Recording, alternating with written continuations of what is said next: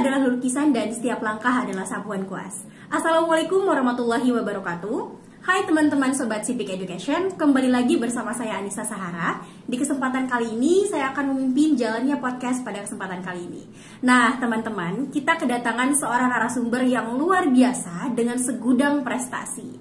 Nah kira-kira siapa ya? Atau mungkin teman-teman udah bisa nebak nih siapa? Oke, tanpa bikin lama-lama dan bikin penasaran, lebih baik kita panggil aja langsung narasumber kita yang luar biasa, yaitu Kak Ikhtiara Fahrunisa. Selamat datang Kak, silahkan duduk. Duduk ya. Oke Kak. Nah teman-teman, kita udah kedatangan Kak Tiara. Kak, terima kasih banyak sebelumnya udah menyempatkan waktunya untuk bisa berhadir di podcast kali ini. Padahal kayaknya lagi sibuk-sibuk banget ya teman-teman. Jadi aku saranin banget untuk nonton video ini sampai habis karena informasi yang disampaikan itu akan luar biasa sekali. Nah teman-teman mungkin bertanya-tanya nih sebenarnya Kak Tiara ini siapa sih gitu. Nah aku akan bacakan sedikit biodata daripada Kak Tiara. Nah, Kak Tiara saat ini tuh sedang mengenyam pendidikan di Universitas Lambung Mangkurat. Masuk di Universitas Lambung Mangkurat dari tahun 2022 sampai hari ini di semester 6 ya Kak. Nah, Kak Tiara ini juga ikut beberapa organisasi. Salah satunya yaitu Part of Semansa Debate Society di tahun 2019 sampai dengan tahun 2021. Dan Kak Tiara juga ikut organisasi National Debate Community Center ya Kak. Kemudian ikut Lambung Mangkurat Debate Society di Universitas Lambung Mangkurat sampai saat ini masih ikut ya Kak. Wah, keren banget. Nah, ngomong-ngomong soal organisasi, tadi aku di awal juga ngomong kalau Kak Tiara ini adalah salah satu orang yang berprestasi. Kira-kira apa aja prestasinya? Nah, teman-teman, disclaimer sebelumnya, Kak Tiara ini orangnya berprestasi banget. Tapi aku tidak akan bacakan semua prestasinya, Kak, karena banyak banget. Jadi aku akan bacakan 3 prestasi Kak Tiara. Yang pertama, Kak Tiara menjadi Best Speaker terbaik kedua of National University Debating Championship NUDC tingkat Universitas Lambung Mangkurat di tahun 2023. Dan Kak Tiara juga memperoleh penghargaan Breaking N1 N1 National University Debating Championship NUDC tahun 2024. Dan Kak Tiara juga menjadi mahasiswa berprestasi 3 di Universitas Lambung Mangkurat. Wah, keren banget Kak. Aku suka banget nih liatnya orang-orang yang berprestasi kayak gini tuh bener-bener memberikan kita inspirasi dan menjadikan kita motivasi untuk belajar terus-menerus. Nah, Kak Tiara nih terima kasih banyak sebelumnya udah datang ke sini menyempatkan waktu di tengah-tengah kesibukannya nih Kak. Kak, terima kasih banyak. Nah, teman-teman, Kak, aku boleh nggak sih Kak kalau nanya Kakak tuh akhir-akhir ini lagi sibuk apa? Oke, untuk akhir-akhir ini pertama tuh udah pasti aku sibuk menjalani menjalani studi aku di Prodi Teknologi Informasi di ULM semester 6. Jadi sekarang lagi fokus cari penelitian untuk siapa skripsi di semester depan. Terus selain itu juga aku masih nge-coaching dan masih berputar di dunia debat. Salah satunya itu coach beberapa SMA di Kalimantan Selatan dan juga aktif di organisasi Lambung Mangkurat Debate Society sendiri. Keren banget ya Kak. Kak, aku boleh nggak nanya kalau Kakak tuh udah berapa lama sih berkecimpung di debat? Soalnya kan aku tuh lihat prestasi-prestasi Kak Tiara tuh banyak banget, hampir semuanya debat tuh, keren-keren banget tuh prestasi sampai banyak banget yang nasional guys. Kira-kira udah berapa lama tuh Kak berkecimpung di dunia debat? Oke, untuk di dunia debat sendiri tuh udah literally part of my life banget kan. Dari SMA kelas 7 itu aku udah mulai masuk ke klub debat di SMA aku dulu di Banjarbaru. Dan sampai sekarang aku melanjutkan sampai semester 6. Berarti probably itu 4 tahunan lah ya gitu, lumayan lama. Wah, keren banget ya teman-teman. Kak, kan Kakak tuh menjadi salah satu mahasiswa berprestasi nih di Unlam. Kira-kira boleh nggak sih Kak, mungkin teman-teman tuh masih bingung sebenarnya Pilmapres atau Mawapres itu apa gitu. Kak, boleh nggak sih kasih penjelasan ke kita semua Pilmapres ataupun Mawapres itu apa sih? Oke, sebenarnya in general Pilmapres itu pemilihan mahasiswa berprestasi itu basically seleksi dari beberapa mahasiswa berprestasi yang ada di suatu universitas. Seleksinya itu basically kalian menawarkan value diri kamu yang terbaik, basically dari gagasan kreatif atau dari capaian-capaian unggulan sebagai mahasiswa, dan nanti juara satunya di tingkat universitas itu bakal lanjut lagi ke tingkat nasional.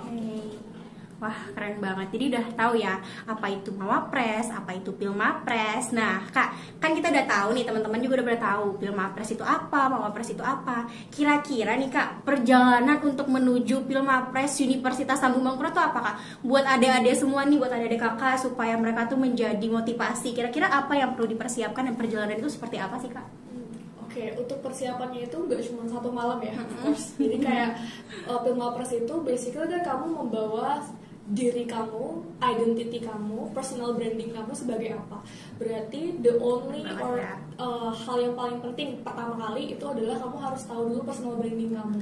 Dimana untuk bisa mendapatkan itu harus dibangun dari lama banget, kayak for example dari SMA atau mungkin dari semester 1, atau mungkin kamu tuh dilihat sebagai apa gitu kan. Kalau aku kan memang debaters gitu kan, tapi kalau yang lain misalnya fokusnya ke seni atau mungkin fokusnya ke sport, itu juga bisa ditawarkan sebagai personal branding kamu sebagai modal utama dulu supaya kamu bisa fokus ke Mapres itu. Tapi kedua, itu nggak cuma personal branding kamu sendiri, tapi juga fokus prodi kamu gitu. Karena nanti yang dibawa ke Mapres itu adalah gagasan kreatif berdasarkan prodi masing-masing. Wah, nih teman-teman udah tahu Mawapres apa, Pilmapres apa, terus juga perjalanannya gimana. Motivasi nih buat kita semua ya. Tapi Kak kan udah jelasin tuh kayak yang perlu dipersiapkan secara matang tuh sebenarnya apa sih Kak? Kalau dari perjalanannya kan udah dijelasin nih. Tapi persiapan secara matang apa tuh Kak supaya untuk menjadi acuan adik-adik Kakak nih? Oke, jadi di Pilmapres ULM itu dia seingatku tuh ada 3 seleksi. Satu, gagasan kreatif, itu proposal kayak PKM gitu, tapi based on prodi masing-masing gitu. For example, kalau aku kan TI, IT, berarti aku harus bikin proposal kebaruan mengenai IT, topik IT yang belum ada gitu di dunia ini. Basically kayak skripsi tapi gagasannya aja gitu. Terus yang kedua itu prepare bahasa Inggris, karena nanti di nasional itu presentasinya itu akan pakai bahasa Inggris, dan akan ada seleksi bahasa Inggrisnya juga. Terus yang terakhir itu list capaian unggulan kalian gitu, prestasi-prestasi kalian, terus kewirausahaan kalian kalau misalnya kamu punya bisnis kecil atau apapun itu, terus organisasi dan kegiatan-kegiatan lainnya seperti pengabdian atau penelitian. Oke teman-teman udah pada tahu nih perjalanannya apa aja yang perlu dipersiapkan. Jadi ini harus menjadi motivasi ya Kak buat adik-adik Kakak. Keren banget. Nah Kak, kalau kita ngomongin persiapan perjalanan, pasti udah ada dong yang namanya tantangan. Kan setiap hal tuh pasti ada tantangan. Jadi Kak, apa sih tantangannya dalam perjalanan menuju menjadi Pilmapres nih Kak? Tantangannya itu adalah kamu harus memfokuskan ke satu hal, tapi kamu tidak bisa. Kalau aku ya, jadi dulu pas persiapan Pilmapres itu kan fokus aku nggak cuma di Pilmapres, tapi ada hal lain juga seperti akademik dan lain sebagainya. Jadi tantangan terbesarnya itu adalah mengkompromikan waktu, tenaga, dan kesempatan atau jadwal scheduling yang aku bisa lakukan supaya Pilmapres ini bisa berjalan lancar dan hal-hal lain juga bisa berjalan lancar secara bersamaan gitu. Jadi menurut aku sih yang paling susah itu menyeimbangkan kegiatan gitu. Oke, nih teman-teman kayak udah tahu ya tantangannya apa aja, yang dipersiapkan apa aja, perjalanannya gimana. Wah, selanjutnya nih Kak, kalau kita sudah ngomongin tantangan, pastikan gimana nih cara Kakak menyeimbangkan produktivitas tadi tuh antara Kakak kuliah, lomba, dan juga persiapan menuju Pilmapres ini. Jadi sebenarnya Pilmapres itu nggak sesusah yang orang pikirkan ketika kamu sudah tahu passion dan fokus kamu itu kemana gitu. Aku di Pilmapres itu cuma perlu mengimplementasikan apa yang sudah aku punya. Jadi bedanya Pilmapres sama lomba-lomba lain adalah kalau lomba-lomba lain itu kamu perlu mempersiapkan sesuatu yang mungkin kamu belum pernah lakukan sebelumnya, karena kan sifatnya kompetisi dan lain-lain kan. Tapi kalau di Pilmapres itu kamu cukup membawa apa yang sudah kamu punya. Misalnya gagasan kreatif itu dari prodi kamu yang kamu sudah punya ilmu dasarnya, terus juga capaian unggulan itu kamu tinggal ngasih tahu list prestasi kamu yang sudah ada gitu. Jadi cuma bagus-bagusan data dan bagus-bagusan pengalaman, istilahnya kayak gitu sih kalau di Pilmapres. Wah, keren banget nih yang disampaikan Kak Tiara. Cara menyeimbangkannya teman-teman bisa nih dijadikan motivasi ya Kak. Boleh dong ya Kak dijadikan motivasi gimana cara Kak Tiara menyeimbangkan di antara ketiga hal tadi itu. Kak, Kan kakak selain menjadi Pilmapres, selain menjadi Mapres 3 Universitas Lambung Mangkurat, kakak kan juga suka debat nih, menjadi salah satu debaters dari Universitas Lambung Mangkurat yang prestasinya nggak kaleng-kaleng. Kak, aku mau tahu dong, kan kakak tuh udah berkecimpung lumayan lama nih di debat. Kira-kira apa sih yang bikin kakak tuh bertahan gitu loh di debat? Padahal debat itu lumayan melelahkan loh, bukan lumayan sih, emang capek, kayak nguras tenaga iya, tenggorokan kering pas debat iya, mikir topiknya iya, pas tiba-tiba masuk apa sih namanya kak, kalau kita mau debat tuh apa ya? Chamber. Iya itu pokoknya kita kan harus mikir dulu nih, kira aku tim pro tim kontra. Nah, kenapa sih kakak sampai bisa sedalam itu sekarang, sampai prestasinya luar biasa banget di debat? Padahal kan kalau dipikir debat tuh capek. Jadi satu yang bikin aku tetap bertahan itu sudah pasti komunitasnya. Gak cuma komunitas di LMDS tapi di nasional, dan kayak orang-orang yang sudah dino atau orang-orang yang sudah jago aja itu sangat-sangat bersemangat untuk berbagi ilmu mereka gitu.